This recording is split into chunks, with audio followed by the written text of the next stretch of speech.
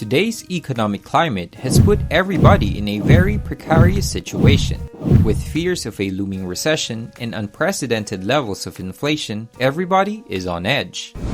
Businessman and Shark Tank panelist Kevin O'Leary recently gave his 2 cents on inflation and how the recession could exacerbate the situation of investors and regular consumers alike.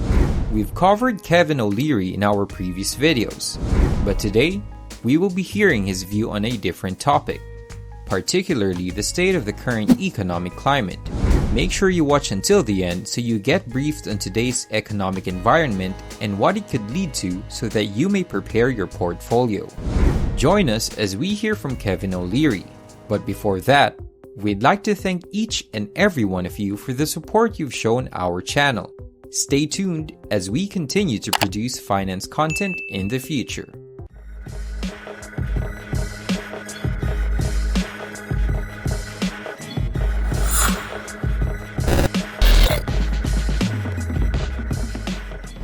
Every recession has its own personality.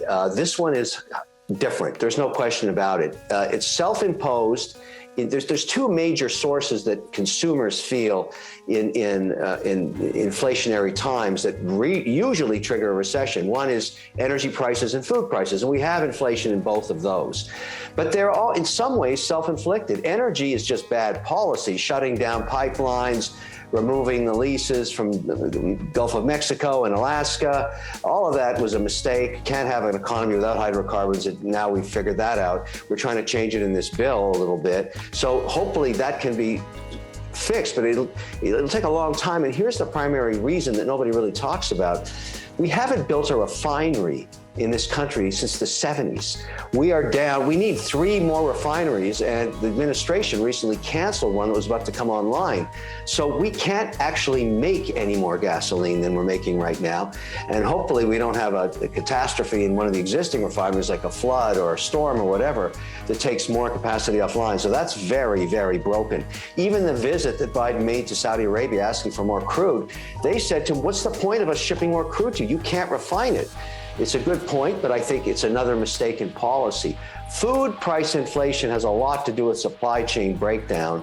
There are parts of the country that are not served protein because they can't get the truckers or they can't get the logistics worked out. Hopefully that gets fixed. But this recession or this slowdown doesn't look like it's going to be a hard one. It's going to be an economic slowdown, but probably not as harsh as historic recessions that usually last for 18 months. And I think the primary reason is free money from helicopters never stops. We're printing more and more and more money than ever before in any economy ever. And if this bill goes through, it's even more money. And the only negative to that is perpetual inflation. In this clip, Kevin O'Leary points out 2 main factors that usually trigger recessions. These are inflation in the price of both energy and food. However, Kevin states that this is somewhat different because these problems were primarily caused by bad decisions on the side of the government. He notes that actions such as closing down gas pipelines and the lack of refineries in the US contributed to the high prices of gas. Next, he notes that this food price inflation is caused by problems within the supply line, such as the lack of truckers to deliver these goods. Lastly, he notes that this recession does not seem very extreme, thanks to the Fed's printing of money. In this following clip, Kevin talks about his thoughts on the Federal Reserve.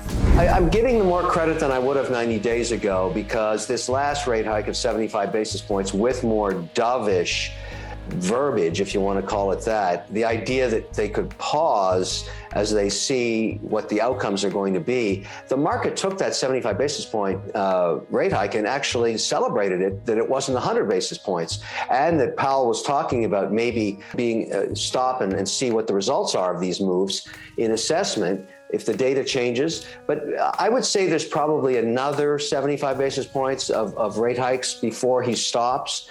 But even that leaves us at historically low interest rates. So it's not as impactful as history in other times, the 70s, for example, when we had interest rates as high as 17, 18, 19%.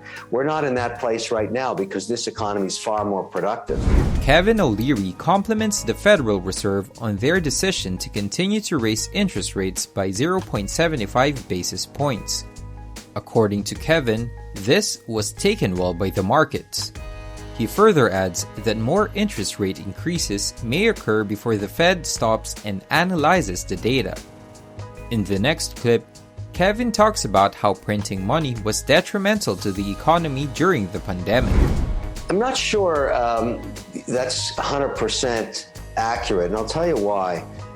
When you have a strong economy and the metric you look at is employment, it's not really necessary to keep printing money. I mean, we have an extraordinary situation here with the back end of the pandemic, the last 12 months, we kept printing money and incentivized people not to go to work, which is, if you look at how broken transportation is right now, we can't get people to come and work at the airlines. We can't get people to work in security. We've canceled 20% of all the flights in America. Ask anybody that's taken a trip lately to any major airport. It's a disaster.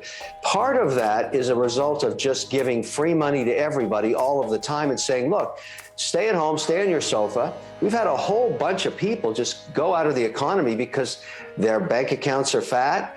They've got lots of free incentives. Now, many of these programs have stopped, but it was a lot of money, and it may take a year or two before people say, well, you know, there's no more free cash. I got to get back to work. But that's part of the problem. And the other area that is concerning is when you have a digital economy, which is what emerged out of the pandemic, where everything is done online and people don't have to go into the office anymore, and by the millions they're not, you have a new economy. You have something that never existed before, and you've got to understand what that economy is before you start stimulating it with even more free money. Even tax policy, the idea of a 15% minimum corporate tax rate, that's not a good move because you want to keep our economy competitive.